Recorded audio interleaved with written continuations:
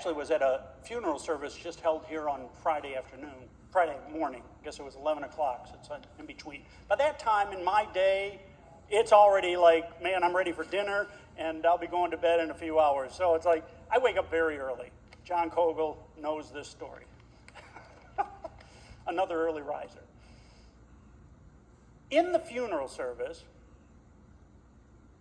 as Joseph was preaching, the funeral was for Dick Ruhala. The Ruhala family, I don't think, is here today. Arlene, are you here? I didn't see you. Makes it easier to share these sorts of things.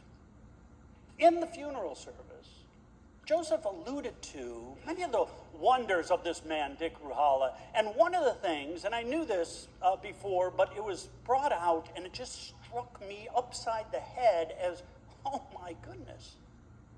And it's about Dick back in, I think it was 1970, running for U.S. Congress. Dick Ruhala, a member here, was running for U.S. Congress.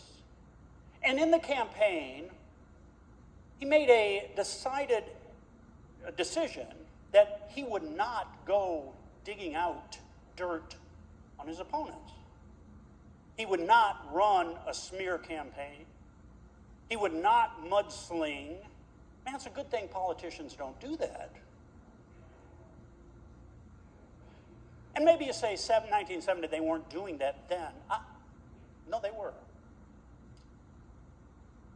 Dick Ruhala made a concerted effort that was not the way he was to run for Congress. May have cost him the election, which he didn't win. But for Dick, his faith was rooted, his life was rooted in another way. The gifts he had been given by God were to lead people, certainly as an attorney, and certainly throughout the whole Flint community on the various boards and education teams that he was on, and councils and committees that he was on. But even in running for U.S. Congress, a job that comes with prestige. Dick said, I can't run a campaign that way. And I have no doubt, he didn't utter this, I'm sure, but in his heart, this is what had taken root, because he was a faithful follower of Jesus Christ, who would not have run a campaign that way.